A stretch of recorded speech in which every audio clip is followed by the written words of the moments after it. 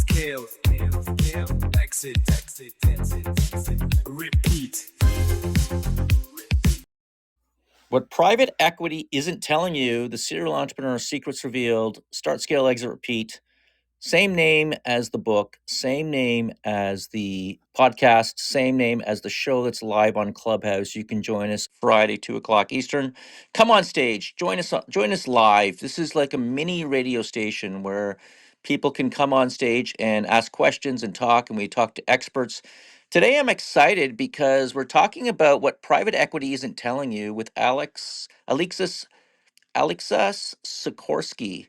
And this is going to be an interesting episode because I'm telling you, getting it right from the real source, the person who has done this themselves before, that's what this show does.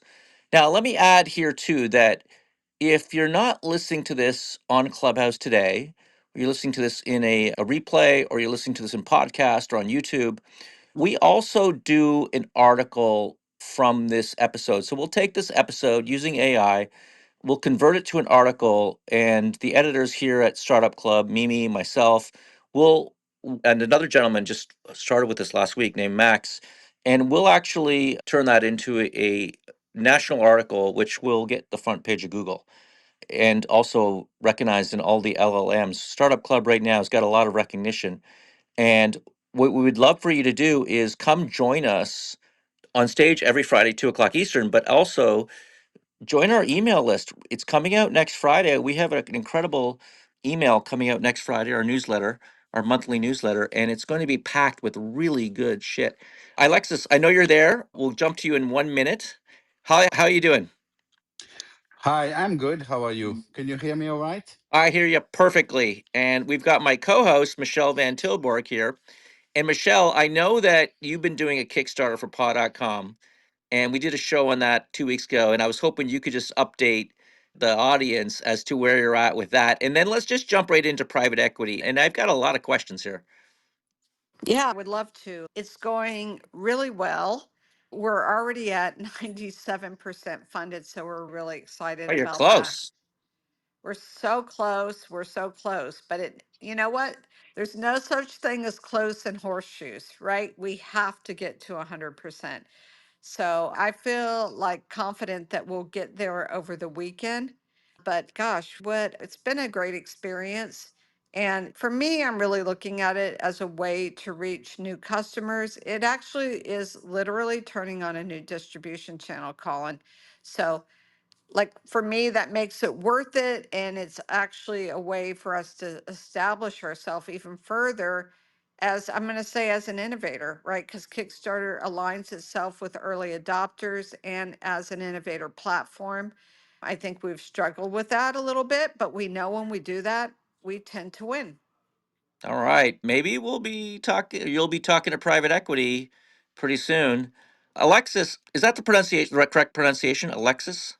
Yeah, that's perfect. Perfect. Okay. I've been doing some research on you a little bit, and it just seems fascinating, your background. And when in this show, we always like to talk about stories and really understand what entrepreneurs and like yourself have gone through, and the challenges you faced, and the how you've seized on opportunities. We'd love to hear your backstory first before we jump into private equity. Is that okay with you? Absolutely. I'll try to be fast because I tend to fall in love with the sound of my own voice. So interrupt if I'm too long, okay? Oh, it's perfect. We love Uh, it. That's Clubhouse. just real quick, I was always an entrepreneur, which is far from saying I was always a successful entrepreneur. So I have way more failures than I have successes. But my first company I started at 15, which was an export import company. Where I was 15, I started that from my parents' garage. I don't think my parents have forgiven me for that since. But anyway, always an entrepreneur. I worked in the movie business with a small production company. I had a communication and advertising company just before it was fashionable. I went to Senegal in Africa, where I opened the first internet cafe and internet service provider in Western Africa. Then I went back to Geneva, started a computer network training company. Actually, I bought this one. I didn't start it. And then finally I started the company that's the only one who ended up being a success. It was New Access software, banking software company, which I ended up selling in 2019 to a private equity. And when you sold that company, how did that affect you? Were you excited about that? You lost your identity? How did you as an entrepreneur experience like the experiences that you went through that? Keep in mind, I'm in my late 50s. So the time I sold the company, I was already just in my 50s. And I'm previous generation, right? I'm a white 50 something male. So all the losing our identity and all that stuff was not part of our vocabulary. We were way less fancy. That's the young generation is. So basically, how I felt immensely relieved, like the sense of relief, it's really hard to explain. So there is an actual moment. So with some of your listener probably been through that or will go through that, the process of selling your company, it's a long process. It's a 6 9 months process. And basically there is one moment during the actual sales process, which in itself take the best part of a day. So you have millions of back and forth happening with many lawyers and other leeches around the table. But at some point, your lawyer gets up to, you're going to laugh to, at the time was the fax machine. And he brings a piece of paper that show your bank account with the money of the transaction in the bank account. And at its moment, like it's not joy for me, at least it was not joy. It was pure relief, like finally I will be able to sleep at night. And actually when I came home, like instead of going partying or celebrating, I literally slept for 72 hours. I can imagine. I can imagine because you got to get that ball across the line. Until it's across the line, it's not across the line. And you managed to close the deal. I've closed probably about, I don't know, 16 deals in my life. Some of them have been pretty good. Some of them have been, just get out of the business type thing. One thing I talk about in the book, Start, Scale, Exit, Repeat, and exit, we're going to talk about today, right? Because we're talking about private equity. And maybe that's not just exit, maybe it is scale too, right? Because private equity can help you scale. But in Start, Scale, Exit, Repeat, we talk about three types of buyers: the cash flow buyers, the competitors, and the strategic buyers. And I'm going to throw it out there. I don't know if you know my background and whatnot. I tend to be a little tough on venture capitalists and private equity, just because that's the background that I came from, and I've sold a number of companies. I sold them, and the ones that I've done the most successful with have been to strategic buyers. And I've actually sold companies to private equity firms. And in one particular case that I'm thinking about right now, in some ways, we got a strategic valuation. But typically, what I see with private equity is it's a cash flow oriented sale. It's like earnings per share, highly leveraged deals, and they tend to pay less than what you would get from a strategic buyer. Can you talk a little bit about that? And I'm not totally saying there isn't a role or a room for private equity here. Of course, they buy the vast majority of companies, right? So we do need to talk about that. But how do you make yourself look strategic in front of a private equity firm? Okay, so that's two different questions. Private equity buy cheaper than strategic. It used to be true. From my past experience, and obviously I have way less experience than you do because I only sold one company. But from what I see from my clients and from my PE friends, it tends to be less and less true. And the reason, it's actually pretty simple. It's a supply and demand thing, right? Lots of research and lots of things that's written about strategic and private equity focus on very large company. So yes, if you sell your $1 billion company, you probably get a better deal from Apple than you get from a private equity, right? Because you are a hot commodity and it's a supply market. But if you sell like me, 100 plus million company, who can buy you in terms of strategic? Three, four, maybe five companies if you're lucky, and an infinite number of private equity. So if you are actually a little bit professional and a little bit knowledgeable in terms of how to sell to a private equity, I'd say the difference tend to diminish, and even in some point you get better deals from private equity. And to your second question, how do you sell yourself and make yourself look strategic to private equity? It's very simple. You need to speak private equity. Private equity, it's a language. Lots of people don't understand what private equity is. So yes, what you're saying is very true. It's a cash flow and highly leveraged play. No question about that. Nobody is disputing that. But at the end of the day, you as a seller, so I hear a lot what you said earlier, right? You said, oh, like, I don't like private equity. And the subtext on that, which I hear a lot, is, oh, the private equity bought my company and then I don't like the way they managed it. You hear a lot of that. Or they fired my team, they Yeah. changed the direction Yeah. of the company. And yeah, you are right. It's like saying, shit, I sold my car to a guy and I don't know, I don't like the way he's driving my car. Yeah, you sold your company. It's not yours anymore. And It's you, hard though. I know you n- say that. Like when I well, sold then Dot don't Club to sell it. GoDaddy, when I sold Dot Well, Club to GoDaddy, I'm like, the way they changed the logo, and I'm like, why would they screw with such a good logo? Exactly. not your problem anymore. Do you often go visit the previous house you were living and you sold and you don't like the way the guy redid the loan? Not your problem anymore. And that's really a key component of selling your company. In Okay. English, I think you say you cannot have how do you say Fuck it? Have your cake Have and your you. eat it, right? cake and eat it too, Fuck Yeah. right? you. All right, let me talk here for a Fuck second. you. Okay, all right, let this guy go down. Fuck you. All right, I'm trying to move him. Mimi, your help, please. I think I blocked him. Okay, all right, thank you. All right, so yeah, I'm thinking a little differently, Alex.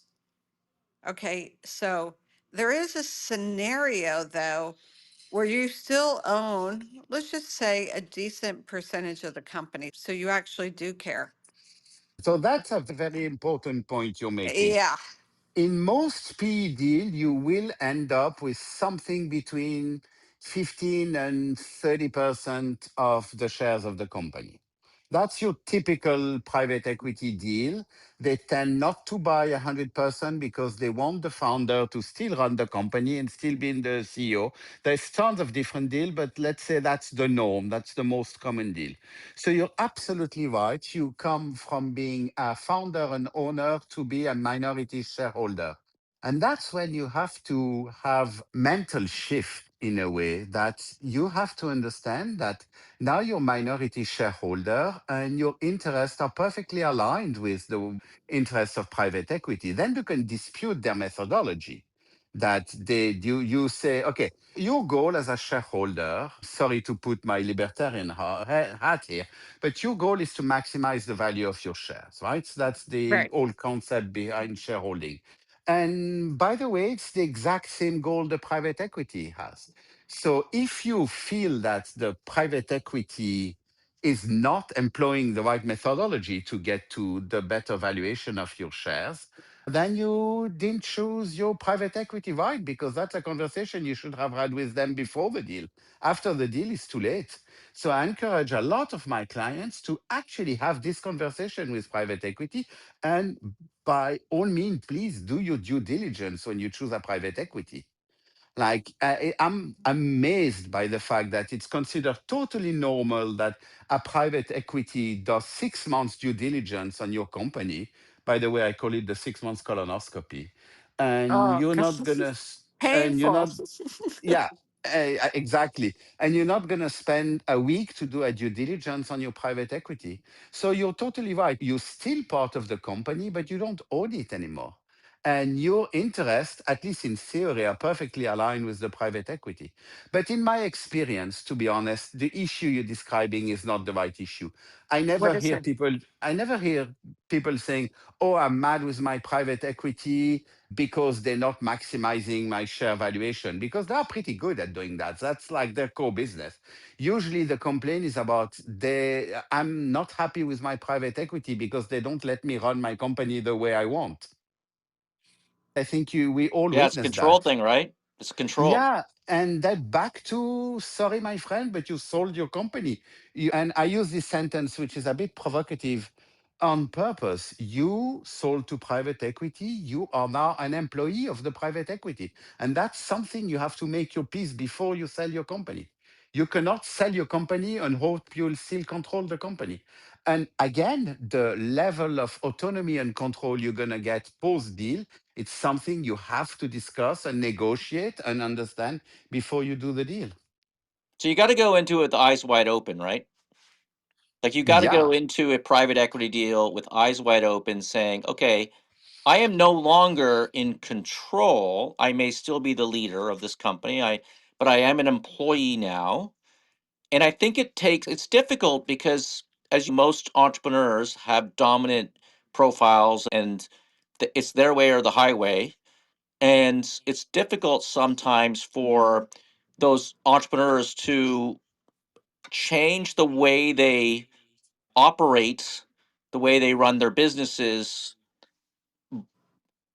with a new boss, with a new private equity boss. And it takes a certain type. So maybe it's just not compatible for some type of entrepreneurs to sell to a private equity firm. Yeah, Am but I then right how or do you? wrong? No, you're totally right. By the way, it's not the first shift; it's the second shift.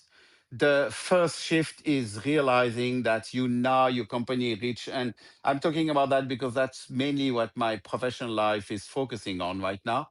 Is this moment, and I, as an entrepreneur, you know this very well, where you suddenly, where you were in control of everything, where you are the actual strength of the company and the main asset, that moment when it becomes a liability, right? When you start becoming the bottleneck and where you don't have enough time and you actually, the first one is easy, second one is harder. You're not competent enough. Like you're not competent enough to do all the work in a company. So that's the first shift.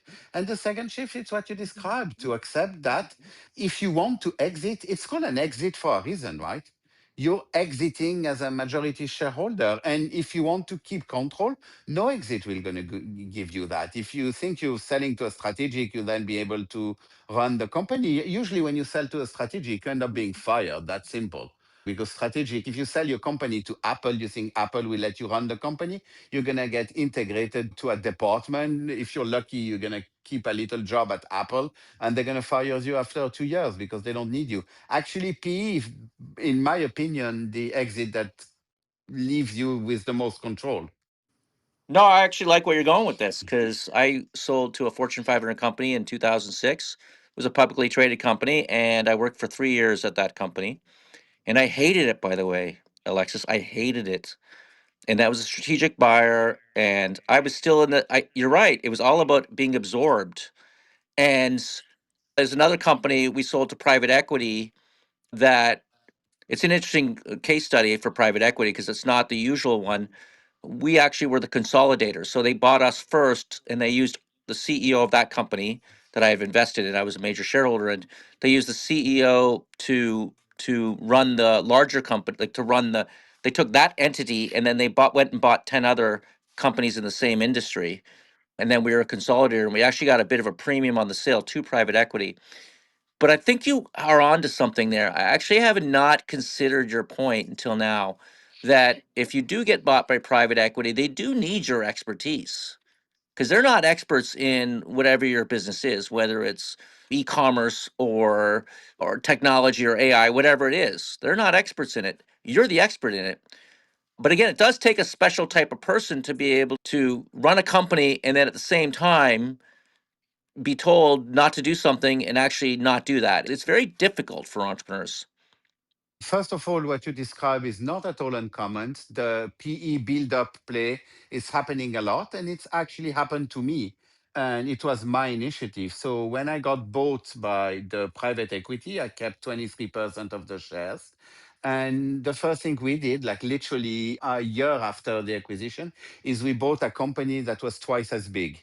So I remained as the CEO of the merged company, and the CEO of the company we acquired became my head of sales.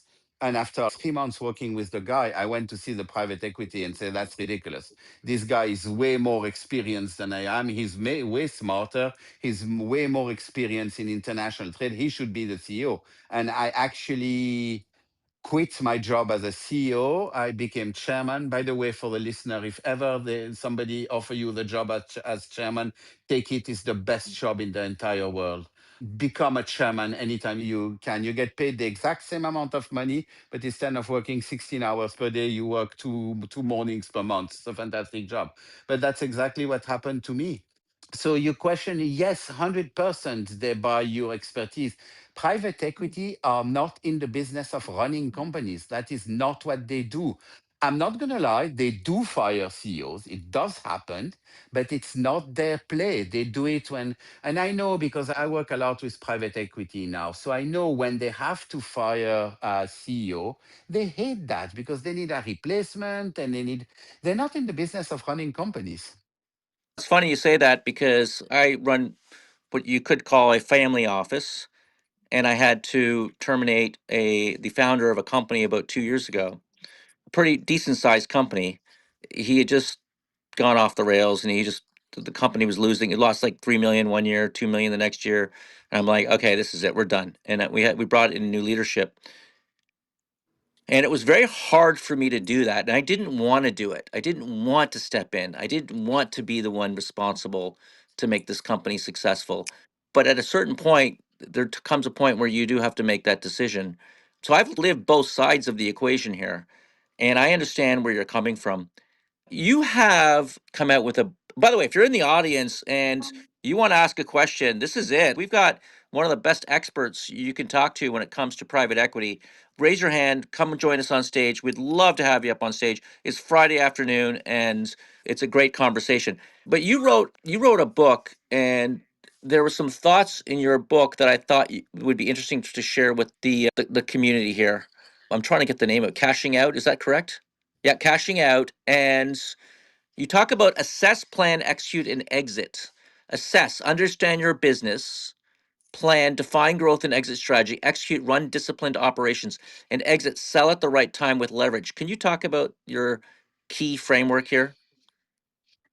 Yeah, it's more guidelines than a methodology. I don't really believe in Okay. strict methodology, but it's interesting guideline, right? You'll be surprised, and I'm surprised every time by how little founders know about their own company. And also, and even before that, how little founders know about themselves.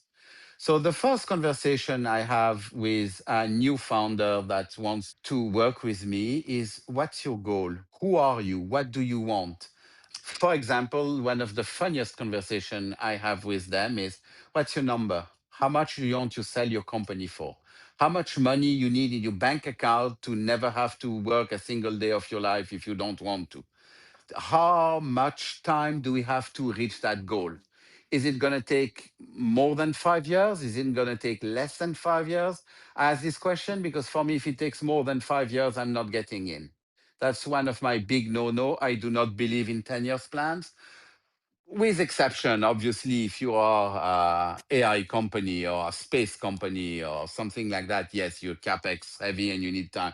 But most companies, if you cannot get where you want to go in 5 years, then don't go there. Go somewhere else. And then, like, how much do you know your company? Do you actually get your numbers right? Like a vast number of company. Like I'm literally talking to $1 million company that do not have their proper financial numbers on a monthly basis. Like they either get them on a quarterly basis, which is sorry, it's too late, or get every month a 50-page financial report that they don't understand a word of because it's way too complicated. So yeah, like where do you want to go? How do you get there? And where is your company? What is your unique selling proposition? What's your market?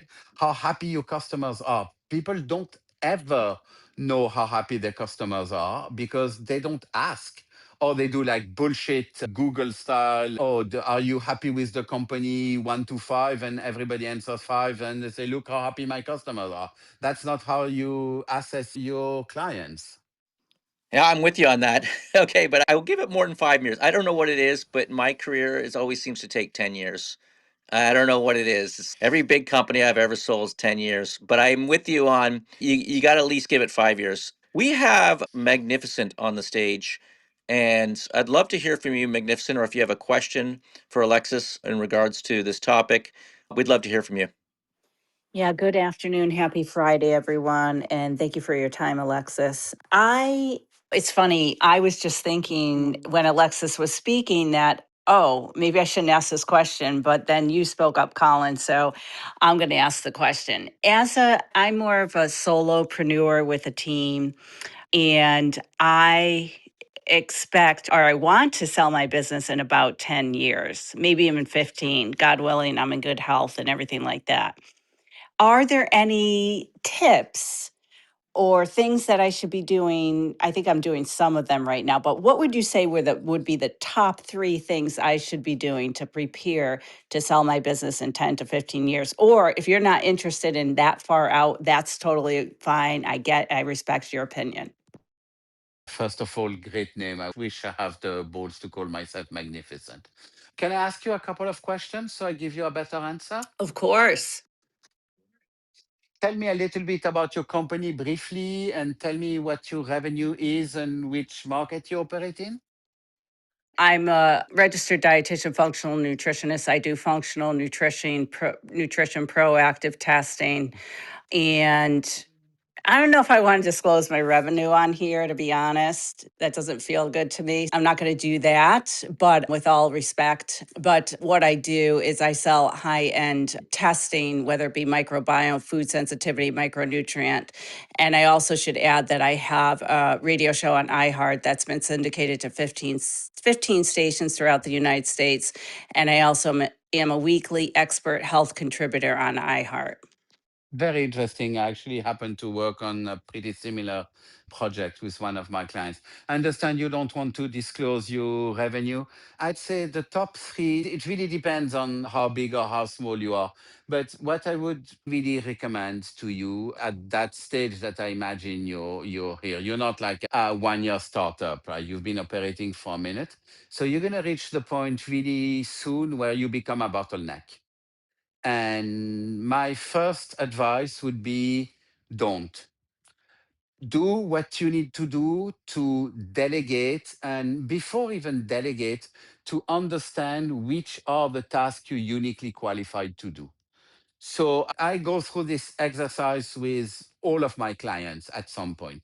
Question number 1, and I'm going to actually ask you this question. You now go on a diving boat for 3 weeks with no internet. What happens to your company? Probably not much. Okay, so that's good. So you already passed the first hurdle, which is you are not indispensable to the company. Because if you answer to this question is my company collapses, then you don't have a company yet. You have a job, right? You have a job with support, but you have a job. So that's good. So what I would advise you to do is do a little exercise that take a week. It's annoying. It's 15 minutes every day in a week. You take an Excel spreadsheet and you list all the actual actions you do in a day work. And it's going to be a long list and it's going to be tedious and it's going to be boring. But at the end, you have a long list of stuff you actually do. And next to that list, you try to identify the one you're uniquely qualified to do, which doesn't mean the one that you have nobody to do at that point. It's the thing that you cannot be replaced. I would give you an example for me. For me, for example, the task I'm uniquely qualified to do in my company, it's what I'm doing right now. I could not delegate talking to you guys. And there's not that many. There's a few tasks like that. I could not delegate the first conversation with a client and stuff like that. But you will probably find that this list of the task you're uniquely qualified to do is smaller than you think. And the bigger the company, the smaller the list should be. When you reach the point where you are a publicly listed company, basically the only task the CEO is uniquely qualified to do is investor relationship, right? Everything else is getting delegated more or less. So that's one thing. Second thing is put systems in place. Put system in place a little bit before you actually need system in place. It's super annoying. It's boring. It doesn't bring immediate value, but it makes you future proof. Do you have system? Do you have your proper numbers? Do you have your proper procedure, etc.? And third advice would be really know your company. Who are your competition? What are you uniquely qualified to do? You sell you want to exit in 10, 15 years. What's your path? What's your growth path? Are you going to sell more of the product to the same clients? Are you going to sell same product to different clients? Are you going to come selling your product in the UK? Or are you going to sell different products to your existing clients, etc.? Are you going to do that organically, or is it M&A shortcuts? By the way, I'm a very big believer in M&A. So is there somebody I could acquire that would make me go faster? I don't know. Does that answer your question? Yes, yes. Thank you very much. I'm taking notes fiercely over here.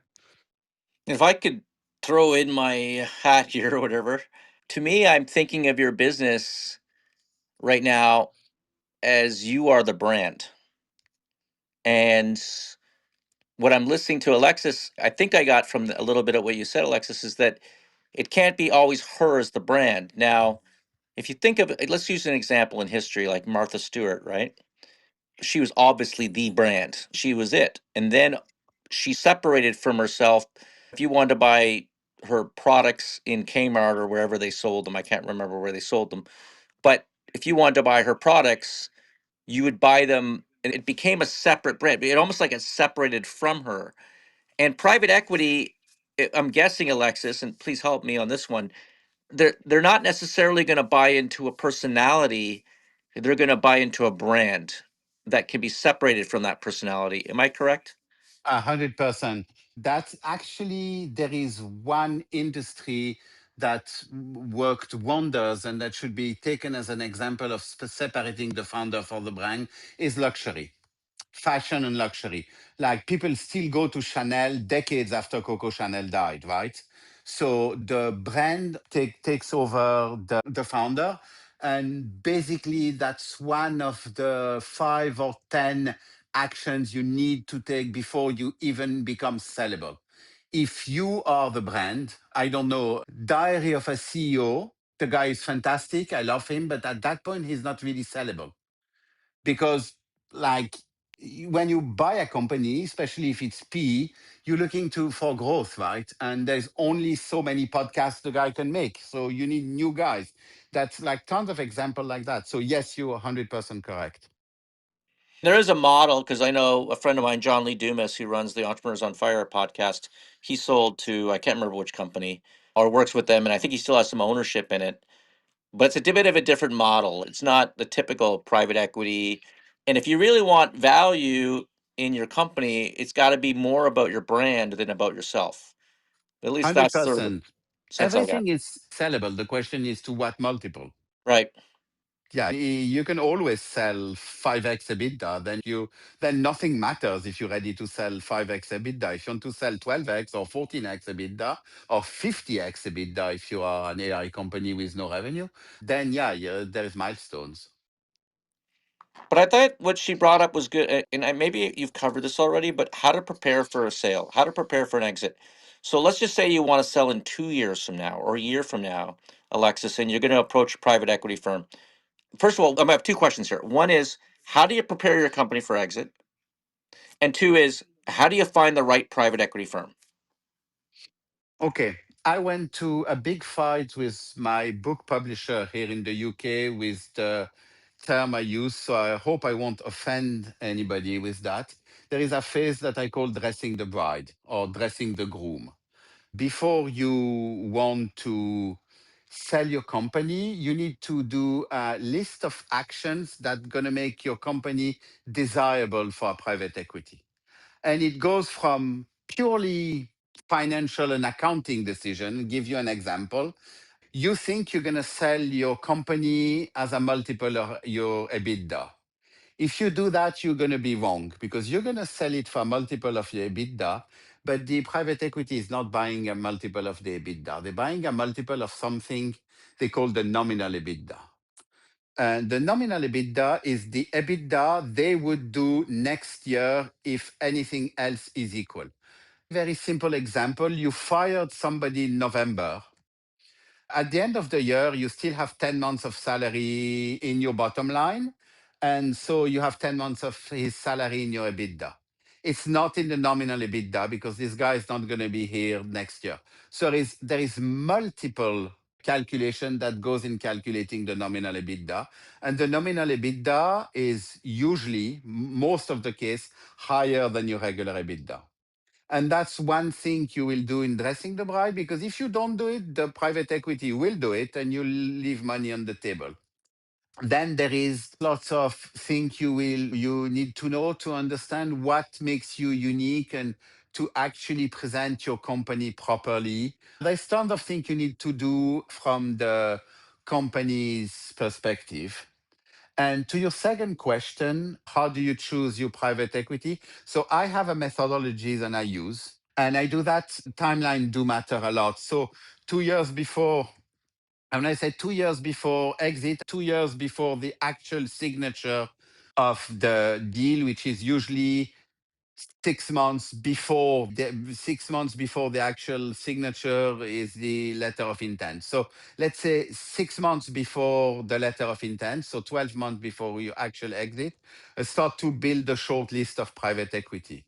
And the way I do it, so finding the private equity is absolutely non-issue. You go chat GPT and say, find me 5 private equities that are good candidate to buy my company, you're going to get the list. So finding the list is not the issue, is how to prepare to contact them is the issue. So first of all, I like when you actively sell your company, and I explain why when I describe my process. So the way I do it is I prepare for my client a deck. So it's not the same deck that you'll show to a VC. It's a private equity oriented deck, which is, this is my company, this is my EBITDA, this is where I think I'm going, this is my valuation. And yes, please do put a valuation when you start talking to EBITDA, to private equity. Do not let them put the valuation. That's your job, and that's how you get the best valuation.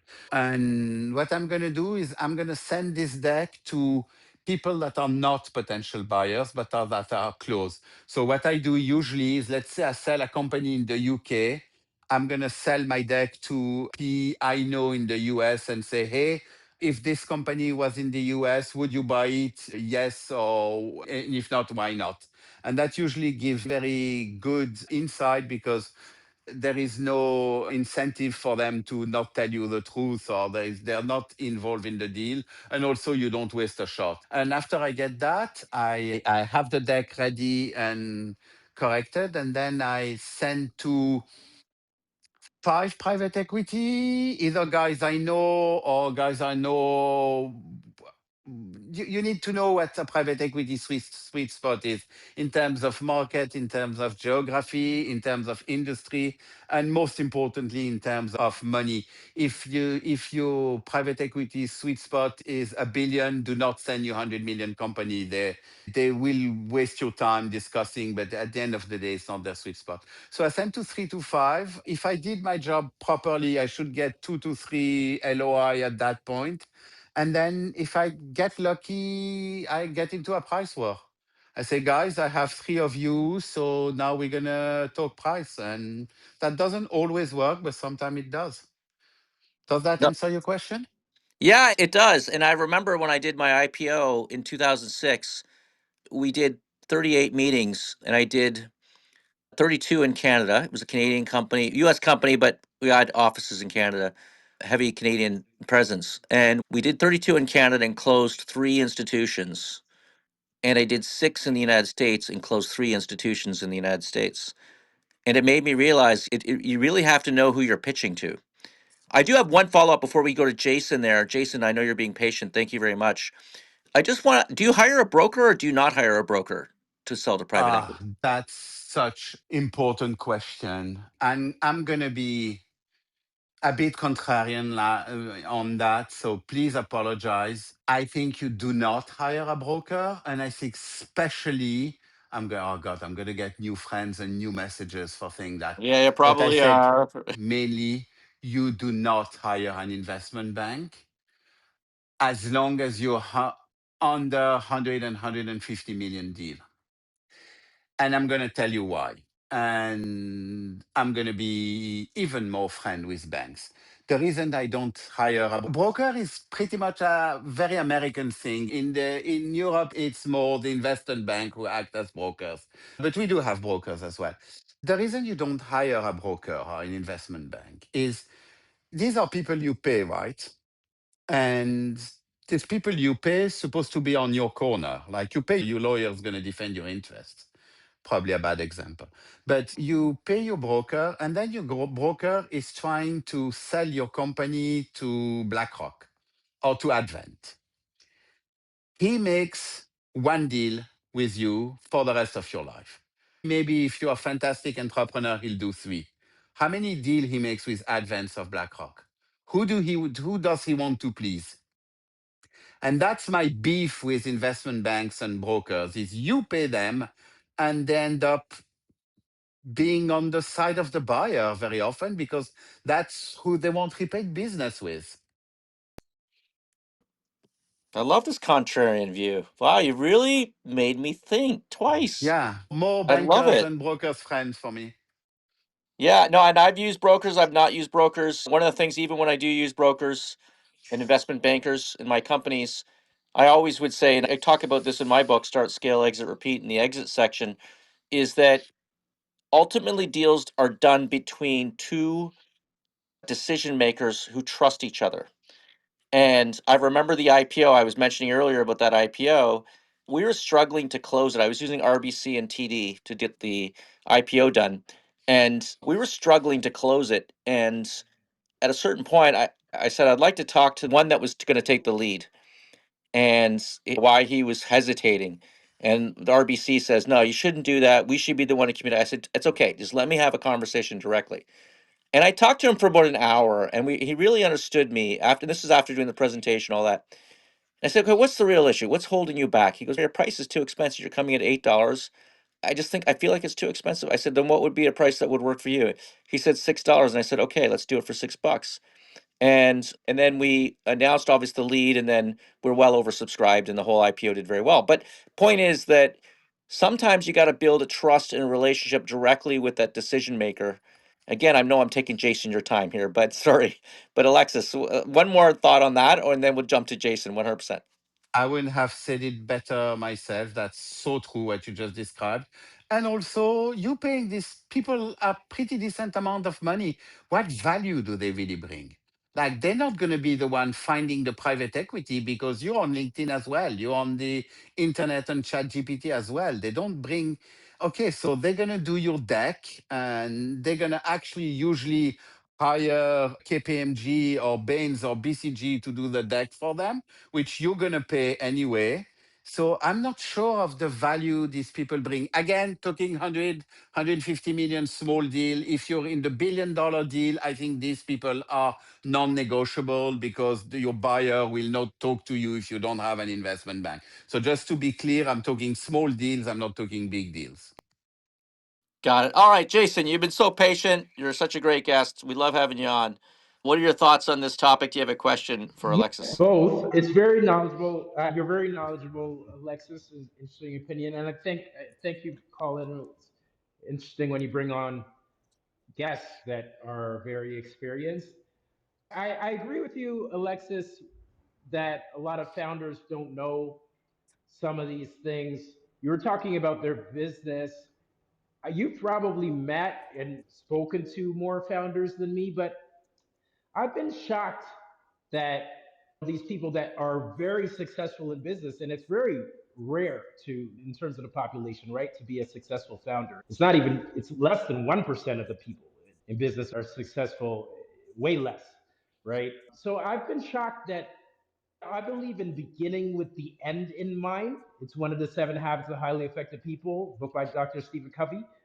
So maybe I'd love to hear your perspective on why people don't determine these things at the beginning, because I've been shocked that I assumed incorrectly that these very successful people in business would be more textbook because I studied business. I planned my career to 120 when I was 22 in 1999.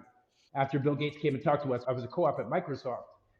And I'm shocked I don't meet people that have done that, planned their life first, like thinking about the kind of life they want to live, like the kind of spouse or marriage or not marriage or whatever, like how they want to raise their kids. They haven't done these things that I think are more important than your business, because then you end up in a situation where your business is very valuable and you haven't done some of these things to determine how you want to exit, what kind of life you want to live, if you want control or don't want control. Like, and I, because I've done those things, I know I don't want to sell and give up control. My business is like my baby. I'm raising it how I want control of it. So it has all of my beliefs in it, and I want control as a Canadian. I don't want to sell to a company that's going to, because I even believe in some political things that make it undesirable. But I'm shocked that a lot of business people that are very successful in business haven't thought about their life. And I'd be interested in hearing your perspective, because you echoed some of the things that I think you would do first before your business becomes very valuable. Okay, so many questions in there. To answer your core question is why entrepreneurs do not plan their lives and even do not usually plan their exit or even the growth of their company. I'm going to refer to a Persian poet from the 11th century. I know it's weird. His name is Omar Khayyam, and he describes something that's very interesting. He described why there is no good politicians. Keep in mind, it's 11th century in Persia. He was not talking about Donald Trump. So he said the reason there is no good politicians or not good leaders is because the qualities that are required to get there are the opposite of the qualities that are required to do the job. To become president of a country, you need to be cutthroat, you need to be a massive ego, you need to be massively charismatic, and all these qualities become liability to actually be a leader. Be a leader, you need to be empathetic, you need to do what's best for the people you need and not for yourself. And I think entrepreneurs is a little bit like that. We are all crazy. Talk to any entrepreneur, and I'm not talking to the extreme, to the ones that are clinically crazy, like the Musk, the Zuckerbergs, that are like proper crazy. But we are all a little bit crazy, and it's a fantastic asset to grow a company. It's not a great asset to plan your life around the company, to have very long-term plans. We are agile. We take quick decision. We pivot every week. And this is not the skills that are really required. And in terms of your company being your baby, I understand where you're going. The only question is, I don't know if you have kids, but your way is fantastic, except it's never going to create generational wealth, right? At some point, if you want to leave money to your kids, if you want to create generational wealth, then you will have to consider an exit, because I don't know how much money you make with your company, but I don't think there is a company that's going to make you enough money that you can end up saving enough to create generational wealth. So generational wealth, with exception, is mainly created on exit. I agree with you, but I'll tell you, and you can look at my bio for that. I won't go into it, but essentially, I am crazy. Okay, I care about the world more than myself or my business, which is crazy, right? Like, I'm not trying to leave. And by the way, Bill Gates said he's not leaving any money to his kids. So you have to decide what impact you want in the world. That's way more important to me than leaving money for my kids. And that could, a ton of money for your kids can poison them. They need to learn how to make it on their own. Bill Gates said the same thing. So that's not my goal. So it really depends what your goal is. You have to have clarity Yeah, on that, right? and that's super, super valid. But by Bill Gates selling shares of Microsoft allowed him to have the biggest foundation in the whole world. And it's the biggest charity in the whole world. And he's the one doing, whether you like him or not, but his charity is doing the biggest good in the world. So again, your goals, your life goals are not incompatible with an exit. It's actually the other way around. Again, sorry, a bit of libertarian, altruistic here. I think you make more good with money than without money, but I'm ready to take all the insults on this one. Oh, well, Awesome. that's okay. Anyway, Can I'm I running jump for into prime it minister next too? decade, so I believe in that too. Yeah, I just can I jump into it? And by the way, Doctor, a guest who we had on, she's in the audience down. She just mentioned that what a great episode. Thank you so much, Colin, Michelle, and Mimi, and Alexis, for you sharing and so being so blunt and so direct. So I wrote this book, Start, Scale, Exit, Repeat. It's been a number one bestseller, 15 categories on Amazon, 39 global awards, and still doing very well to even today after about 2.5 years being out. And this idea of start, scale, exit, repeat versus start, scale, keep is a real debate. And I've have this theory based on start, scale, exit, repeat that you need to think of yourself differently. And I know, Jason, you're thinking of yourself in your own company, and you're also an activist as well, future prime minister, hopefully one day. But what thinking of your and I talked about identity earlier, Alexis, which a lot of entrepreneurs who I've interviewed and know have had issues selling their company and losing their identity. Your identity is not your business. You are not CEO of this company or that company. You are an entrepreneur, and entrepreneurship is your trade. And I actually believe that if we think differently about who we are, we don't get stuck in that mode that I am this one particular person who does this one particular thing. Now, I'm not saying there aren't entrepreneurs who've gone out there and have scaled companies and done very well and stuck with it their whole life. In fact, I had a conversation with Joe Foster, who's the founder of Reebok. I interviewed him. We've become good friends over the years. He's now 90 years old, just about to turn 91. Celebrated his 90th birthday here in Fort Lauderdale, actually. And he was a start, scale, keep guy. And that's what he stuck with. And it worked out well for him. But there are a lot of cases where you can start, scale, and lose because the market shifts. And that happened to me when I was in 1999 when I exited a company that went to $1 billion, and I got locked up for 18 months and owned 13% of this company and ended up selling my $19 a share at a peak at 6 cents a share and lost almost all of it because bad things do happen. The dot com crash happened. The 2022 tech wreck did happen. Things do go bad. And there are times when you want to consider exiting. There are some tax benefits around exit as well, where the capital gains rate in most countries, I believe this is the same in Europe, but capital gains rate in Canada and the United States generally is around 20%, 23%, depending on your 20 to 24%, depending on the situation, the structure. But when we sold our publicly traded company I mentioned earlier in 2006 or 7 or 8, whatever it was, and actually it was 8 because it was a month before the Lehman crisis. Bad things do happen, right? We managed to sell it for 17 times EBITDA, and that tech company, it would have taken us over 30 years of earnings to make back that 17 times EBITDA because we paid 15% capital gains versus the 42% capital income tax rate that was currently in place. All right, a great topic. Alexis, I'll let you close it out here. We are very tight on our shows. We'll close out in the next couple minutes, but I wanted to let you finish this off here. Any final thoughts, and how do people reach out to you? And truly appreciate it. You've really made this a great show. Thank you for having me. It was very interesting. I love talking to other founders. It's really interesting to have everyone's perspective. To reach me, find me on LinkedIn. I'm lucky enough that I'm not called John Smith. So when you get my name eventually, it's pretty easy to find me. Please, just if you do contact me via LinkedIn, do me a favor and write where you're contacting me from because I tend to be a bit overwhelmed by the number of messages. No, like just And know so LinkedIn, so yourself. I'm at LinkedIn right now. I'm sorry, I just want to make sure I get this Yeah, correct. It's Alexis A, because a lot of people listen to the podcast too, right? So I want to yeah. so it's Alexis, and what's your last name? Sikorsky, Sikorsky.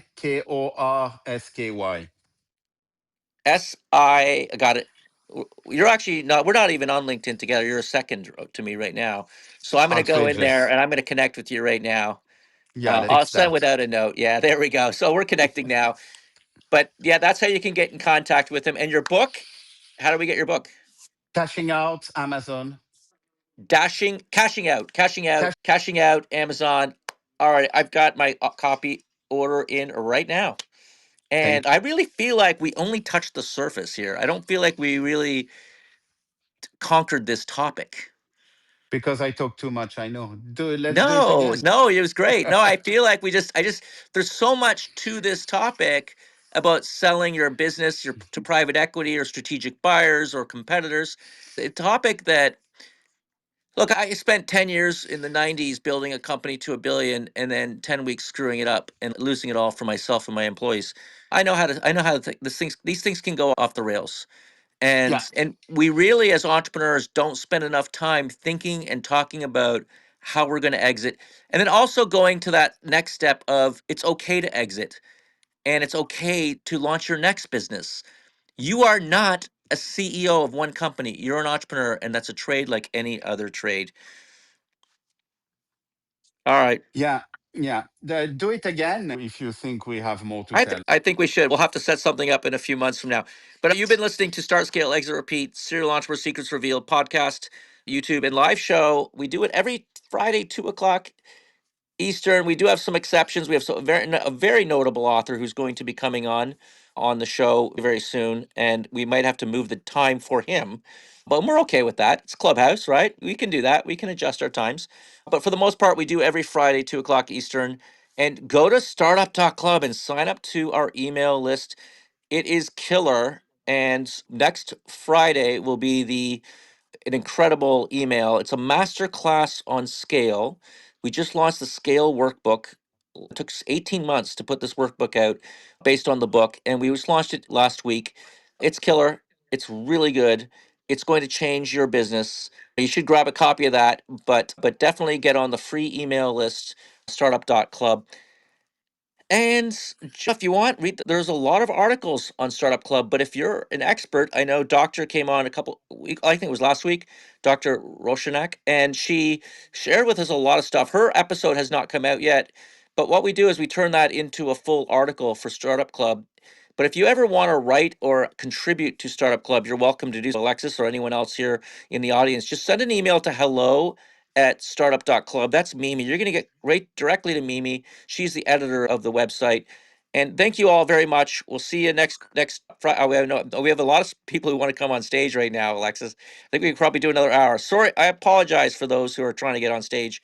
And I know we've had a lot of people trying to get on today. And I would suggest though, if you do try to get on stage, you really do need to have a profile picture and make certain that you're updated because we can't bring people on who do not have their profiles set up correctly. I'll leave it at that. Have a great weekend. Thank you.